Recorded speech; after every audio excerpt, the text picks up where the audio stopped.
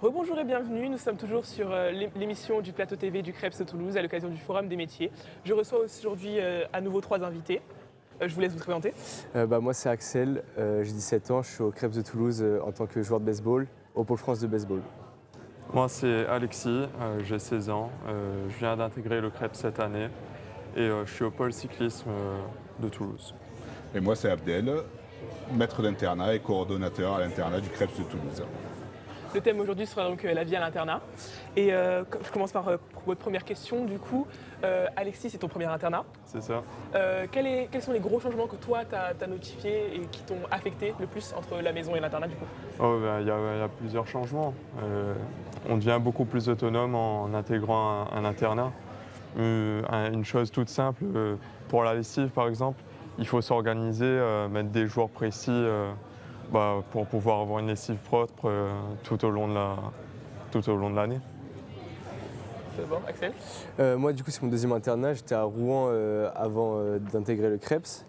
Et donc ça change déjà, mais vu que j'habite près de Rouen, j'ai été habitué quand même à l'éloignement des parents, mais pas trop parce que je rentrais chez moi tous les week-ends. Yes. Mais depuis que je suis au Krebs, je rentre chez moi que pendant les vacances. Donc c'est un peu plus dur, mais je garde quand même contact avec ma famille, avec mes amis, on s'organise des jours où on peut se voir. Enfin, il n'y a pas de souci, c'est comme ça, on vit. Et c'est surtout pour que je vive mon rêve, donc ça marche bien, quoi. D'accord. Abdel, tu peux nous expliquer un peu ton rôle dans l'internat? Mon rôle, c'est justement d'accompagner les internes. Je ne suis pas tout seul, j'ai toute une équipe de surveillants qui m'aident énormément.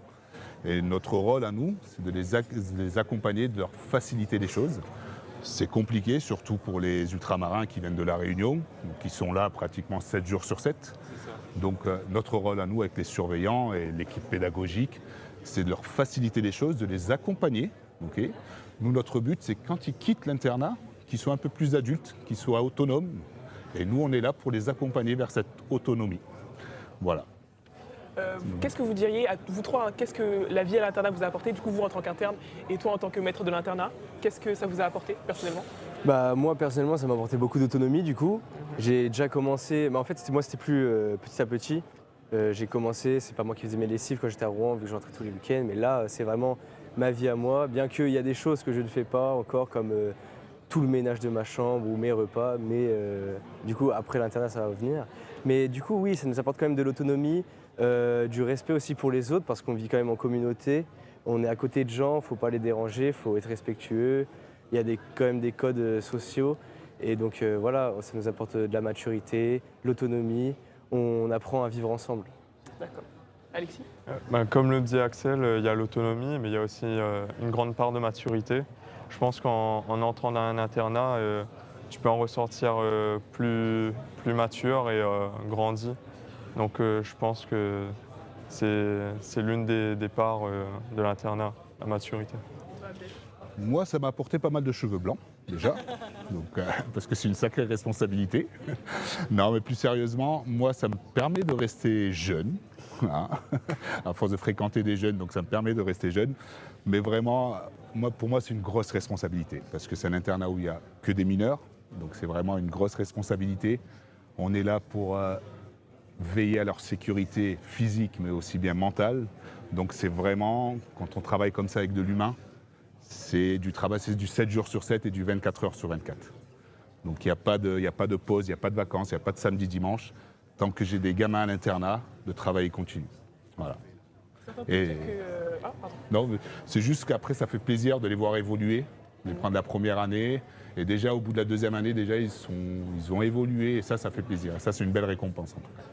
On dit beaucoup que l'internat, ça apporte beaucoup de responsabilités, etc. Mais moi, j'ai envie de savoir, est-ce que vous pouvez commenter quand même sur le sens de la vie en communauté? Parce que moi-même, étant interne, je sais qu'on vit énormément ensemble. Comment on vit en tant que groupe, etc. Comment ça se passe? Qu'est-ce que vous en pensez?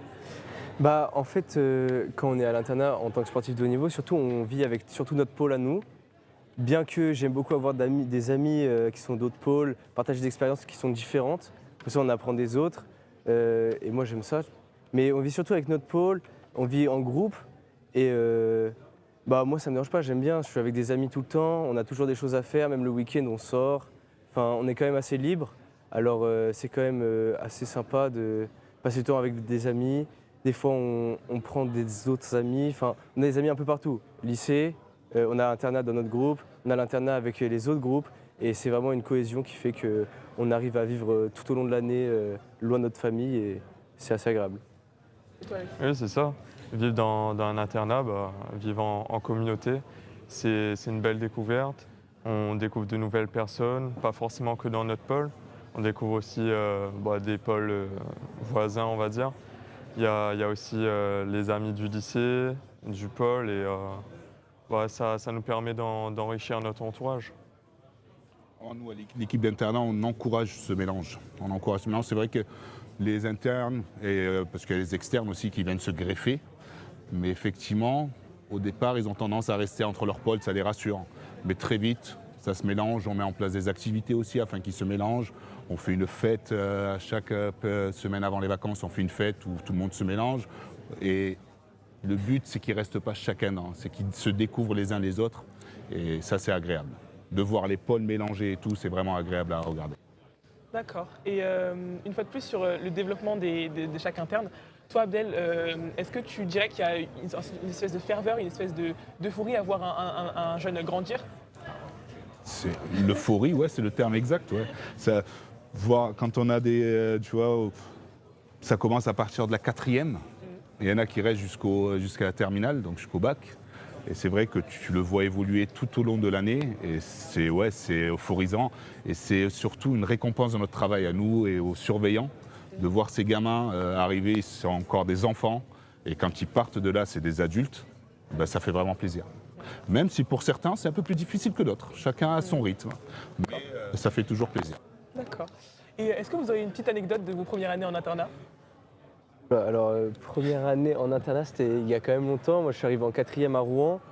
Mais je sais, en fait si, peut-être un petit peu.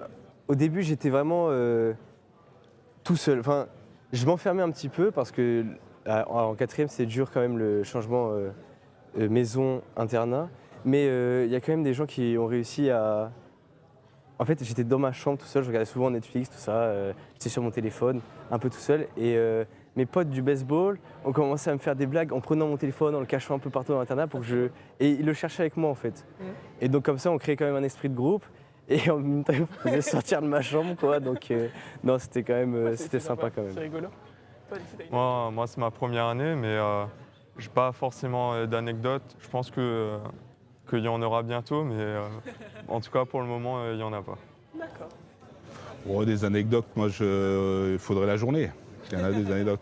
On a quand même 144 internes cette année. Donc en moyenne, c'est ce qu'on a chaque année, à peu près entre 140 et 147 internes.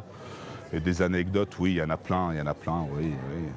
De ceux qui essayent le soir après l'appel de sortir pour aller voir le copain dans la chambre, ceux qui essayent de voler des desserts au self, d'avoir 2 desserts au self. Donc des anecdotes, ouais. On fera une émission spéciale sur les anecdotes, un de ces 4. En tout cas, ce qu'on retient, c'est quand même un esprit de franche camaraderie. Ouais, il faut. Après, ça reste quand même un public qui est facile. Voilà, ils sont là pour leur sport. Ouais. Mais après, voilà, ça reste des ados qui évoluent. Donc c'est pour ça qu'on a beaucoup de patience, il faut énormément de patience. Mais ça reste quand même un public qui est motivé par le sport. Un peu moins par la scolarité, mais bon, on essaye quand même de leur faire intégrer ce double projet. Mais on y arrive. Mais ça reste quand même une expérience formidable, vraiment. D'accord. Merci beaucoup à vous trois. Pas de souci. Merci à toi. Merci beaucoup. C'est tout pour cette interview.